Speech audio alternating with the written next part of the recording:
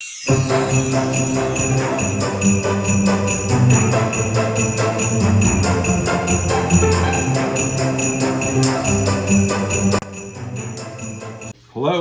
and welcome back to the channel, the Nerdy Magpie. I'm David. And I'm Bonnie. And today is day 13. 13. Lucky 13. Over halfway through the 24 whips of Christmas. Well, I'm hoping it's going to be lucky 13, like a good whip. Maybe. But I've never known a whip to be good. Whips usually are a bad thing. David. Unless you're into that stuff. But David, we're not going there. This is family friendly. Thank you. It is. It is family friendly, but... that's enough of that. Oh, I have intrusive thoughts. Is Kazooie loose? No. Because Rosie looks like she fell off. Go get Rosie. Oh. Is she okay? I don't know. She's at the bottom of the cage. Okay. We'll just leave it running.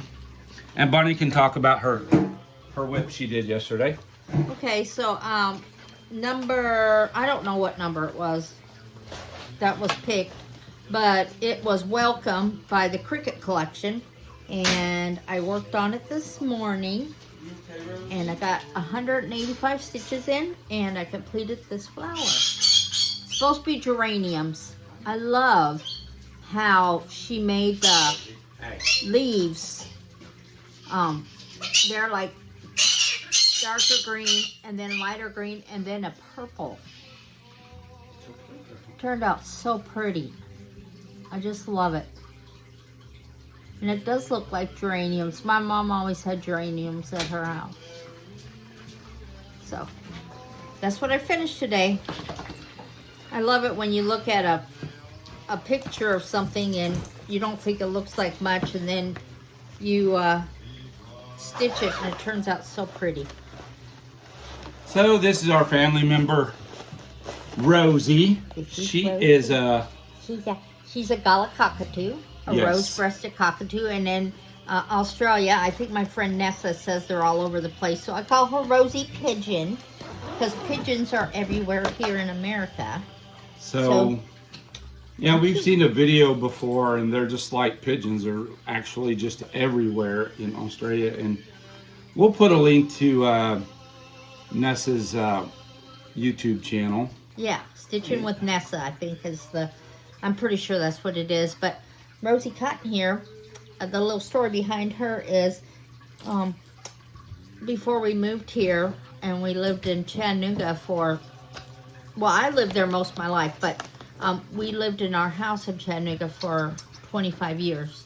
And we rescued a lot of birds, a lot of parrots and African grays, and we had a rose-breasted cockatoo. And anyways, so we had to find homes for a lot of our birds when we our house sold earlier than we expected, and we moved into our son-in-law's house. We just didn't have room for all our birds, so we had to find homes for them, and one was my rose-breasted cockatoo I had. Her name was Rosie, and I got her from an elderly couple. You remember that? Mm-hmm. And I had to find a home for her. And so anyways, we had a friend. We have all kinds of animals. We have 2 big sulcata tortoises. And so we got, one year David surprised me with another sulcata tortoises. They're the tortoises in the zoo that get up to 100 pounds or more. And you've probably seen them. They're huge.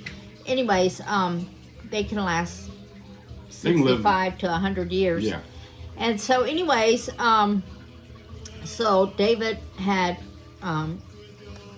but he had got a sulcata tortoise from this man. And so anyways, he called David up one day, and after we moved here, and he wanted to know if we would be interested in a rose-breasted cockatoo. And I had always told David I would love to have another rose-breasted cockatoo, because they're very sweet. They are. And they're not loud like most cockatoos.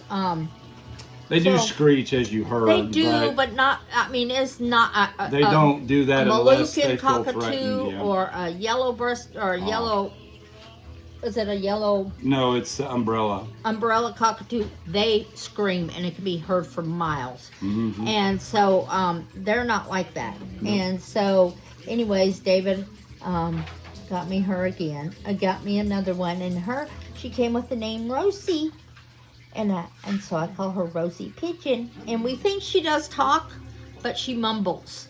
Mm-hmm. So they're not the greatest talkers like other cockatoos, but they're so sweet. So she's a sweet girl, and Yeah. she's a little picky. She don't like. Right now we're feeding them chop, which is like a whole bunch of different vegetables and stuff like that.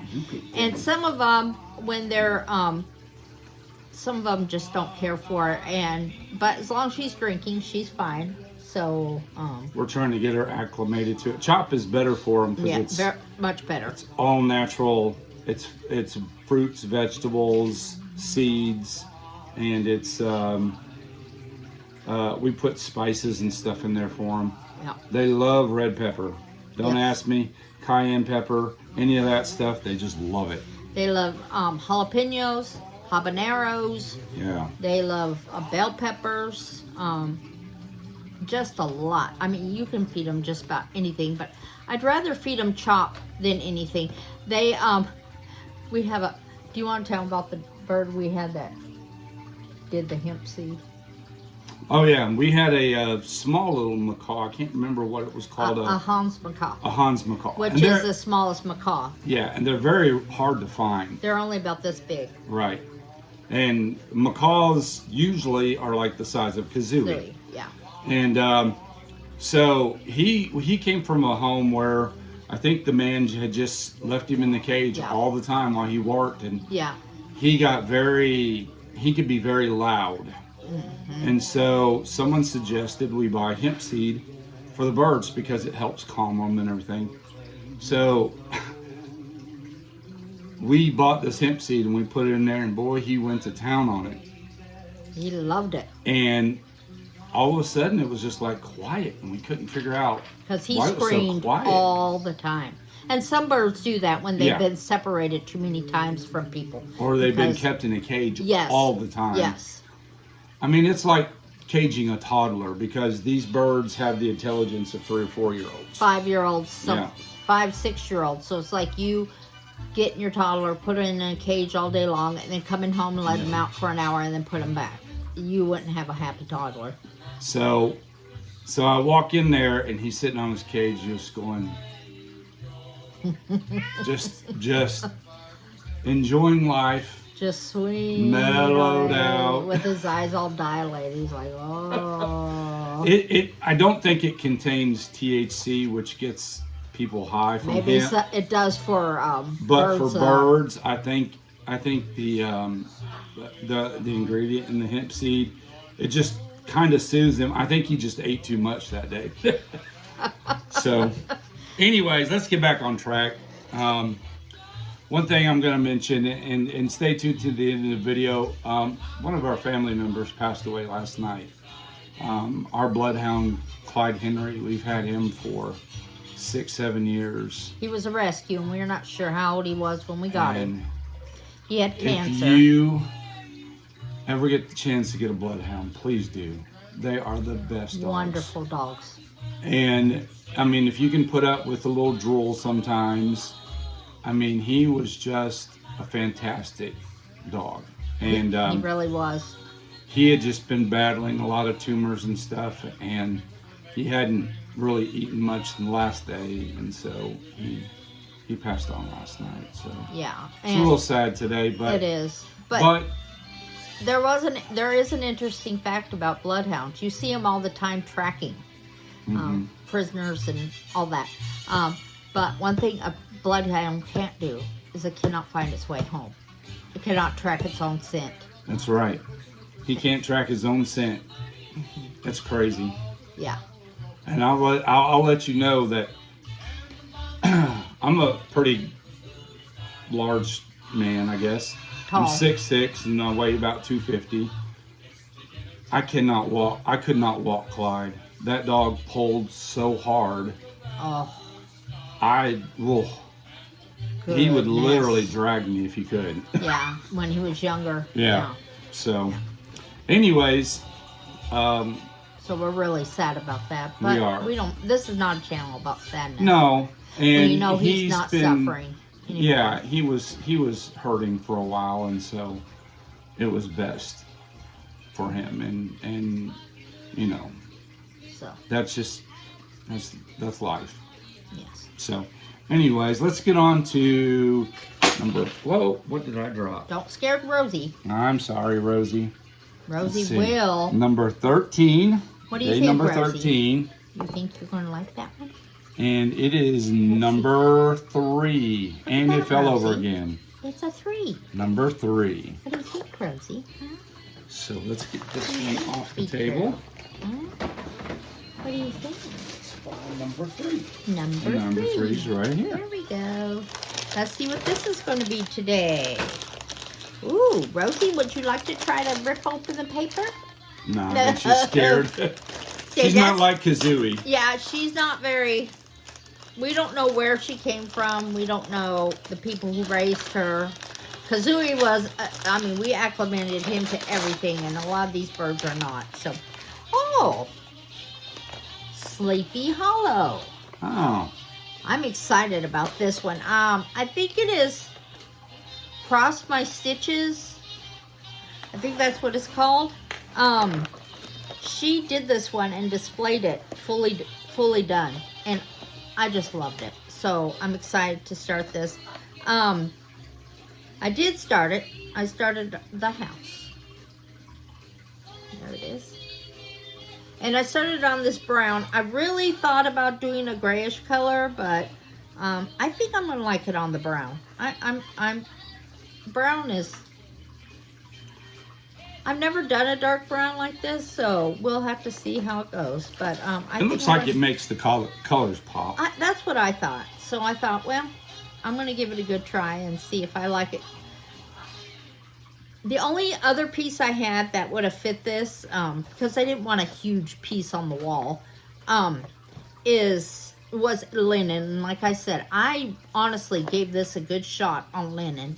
And I did what everybody said, and it just, it looked awful. So I just went ahead and, I think this is, let me look and see on my paperwork here what size this is. This is by the Collection. And it's Sleepy Hollow, and this is what it's going to look like.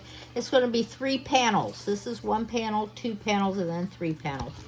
And let me see what I might have it on. Oh, yeah, I have it on a piece of Ada, and it's 29 by 11, so it's not very tall, but... And then these are all the colors.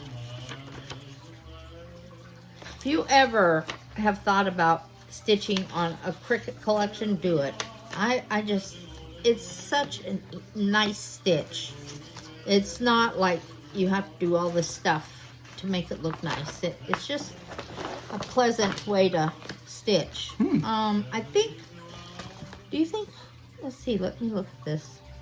I think that might be 22 count. It's really, I'm pretty sure this is 22 count. I was just gonna say that. Yeah, David measures it a lot of times for me, so that's right. I'm thinking it's a 22 count. Well, Bonnie got me into measuring. I measured a lot of her material and had to sort it by count, and so sometimes I can pick it out pretty easy. Sometimes I have a little, especially like 16 and 18, they're very close. Yeah. So.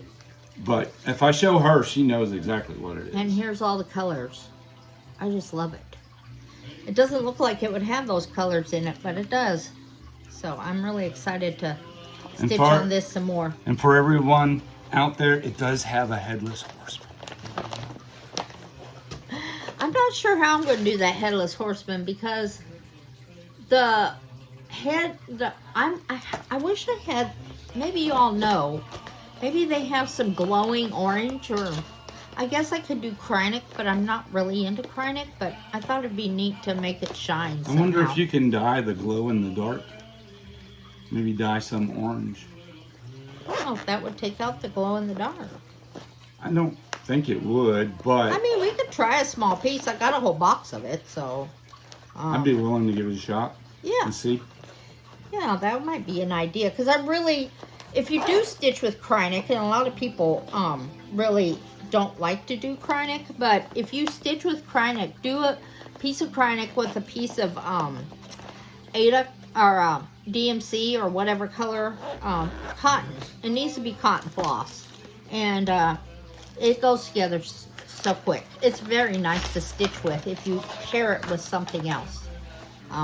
But if you try to do Krynic on its own, it shreds, and that's why people don't like it. But when you put a piece of cotton floss with it, it doesn't do that. So, sorry, I keep looking behind me. Our cat is being a little bit too interested in Rosie. Yeah. We're probably going to have to get Kazooie out. And the best way to cure a cat from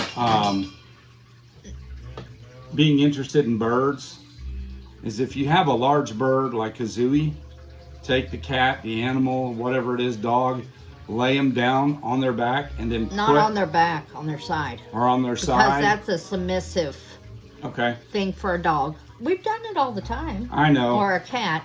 And that's a submissive posture. And then put Kazooie on top of them, or a bird on top of them, a large bird, and the bird won't hurt them. Kazooie doesn't hurt them. No. But he sure does flap those wings. And it scares them. They do not like that. They won't go back to being interested in any bird. So now a lot of our cats we've had since kittens, and they're not really interested in them. We've had them since they've been born.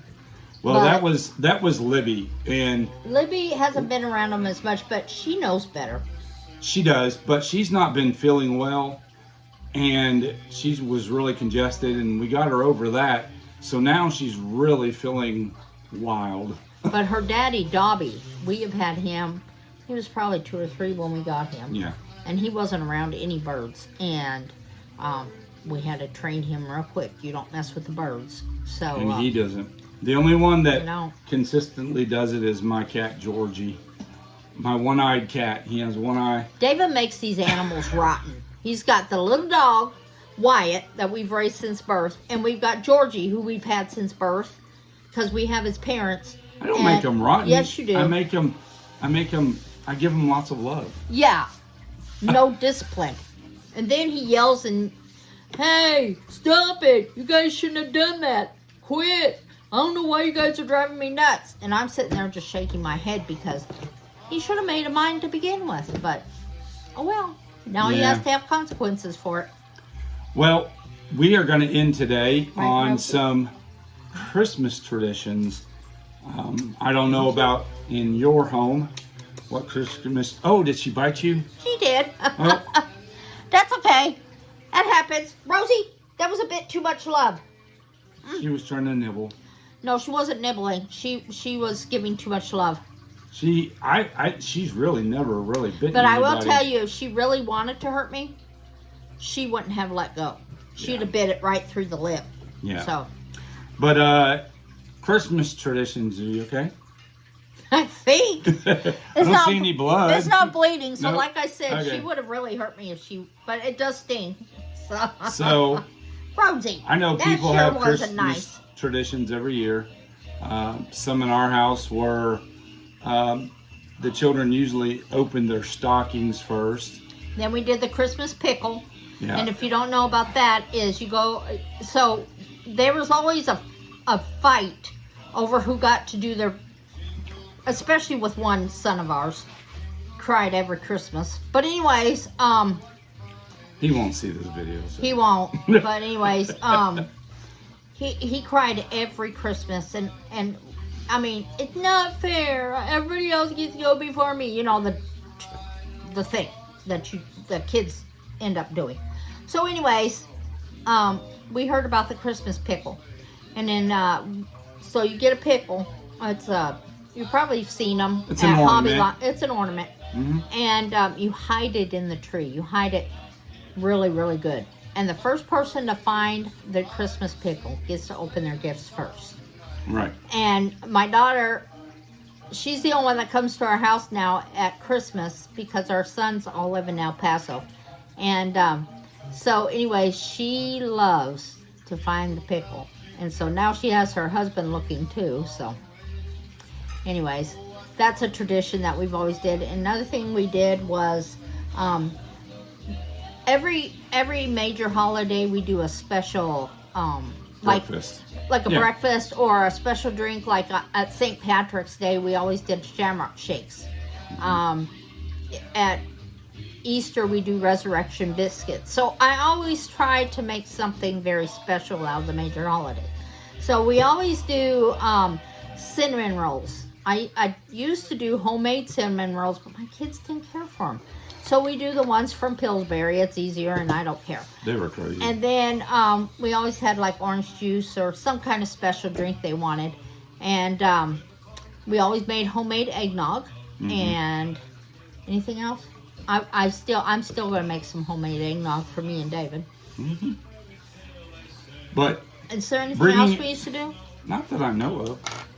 But bringing up Christmas traditions, I wanted to let you know a few of them from around the world because some of these are really crazy. So in Iceland, they have what's called the Yule Lads. And they take 13 mischievous trolls who visit children leaving gifts or rotten potatoes. What? Yeah. Instead of coal, they leave them rotten potatoes because the children have been bad. Yeah. Not the Yule Lads. No, the Yule Lads are trolls. 13 mischievous trolls. Okay, that leave the naughty children rotten potatoes. Or gifts. Oh, have you ever smelled a rotten potato? It is nasty. Awful.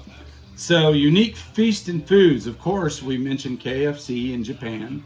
And that has been a Christmas tradition for a long time. But in Greenland, what do you think they eat? That shark. That whale shark and blubber. And they say it's, if you watched River Monsters on TV with Jeremy Wade, one of my sons just absolutely loved that. We used to sit there and watch it. He talked about that shark that they eat. And he said it's rotten. Yeah. They hang it till it rots. Nasty. And he said it is the most nasty smell. And they love it. No thank you. So, quirky decorations and rituals. In Ukraine, guess what they decorate their Christmas trees with? Not lights, not tinsel. They decorate it with, I'm going to say candles. Spider webs. Oh. Decorating trees with fake spider webs brings good luck. Well, I've heard that. There is a Christmas story about the spider and the spider web being in the manger with the baby Jesus. Now, there is a story. I could see that because it was in a manger, it was in a barn, there would be a lot of spiders. We've read that. I might even have the book down at the building with our... Could be. Another one is Norway. In Norway, they hide brooms. You know why they hide brooms? To push out the bad luck? Nope. To prevent witches from stealing them on Christmas. I know. Wow. And one more. In Venezuela, on Christmas Eve Mass,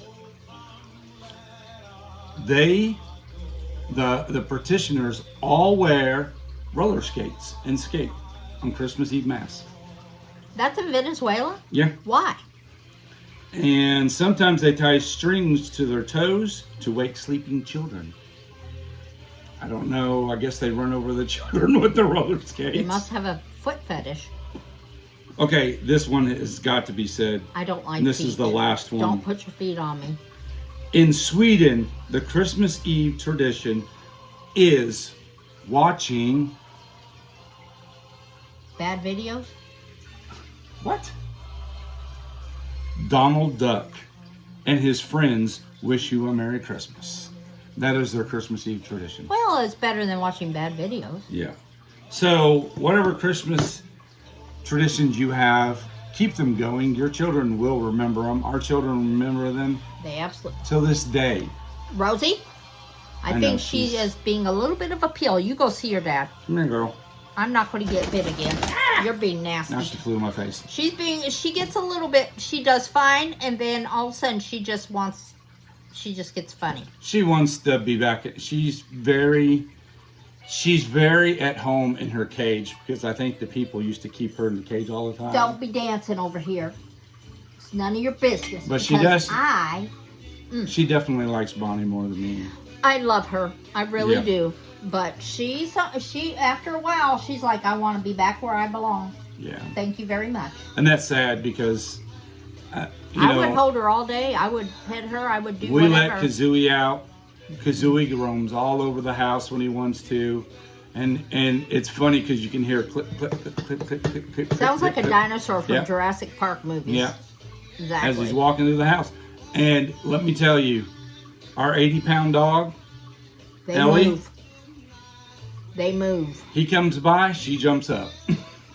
He's definitely in charge. He is the alpha. So, anyways, that's enough for today, and we will be back tomorrow with day 14. Wow. 10 more days after that will be Christmas Eve. I just wish Christmas would last longer. I know. I don't like all the present types. I love presents, but I don't like all the commercialism. Right. But it seems like after Christmas, it just settles down. And I just wish Christmas would be that way. That good feeling you have after Christmas before the bills hit. But anyways. Well, everybody enjoys Christmas, being with family and seeing each other. And as you get older, it's not getting gifts, it's giving gifts that seems more important to you. Yeah. And then it seems like December 26th, it's back to business. And Christmas is forgotten. I don't know. It always seems like people are more relaxed. There's not the rush That's that true. you get with commercialism. So I think the week up until after when January 2nd hits, I think that's when it gets. People are in kind of a bad mood because the holidays are over. And they gotta go back to work. Yeah, they gotta go back to work, and they don't get a break until the summer, and the whole 9 yards. So I would just wish it would last a long time because I love that feeling after Christmas and everything's relaxed, and you can go look at the lights and enjoy a cup of cocoa and whatever you want to do. But yeah. anyway. So, all right. Well, we will see you tomorrow. Bye.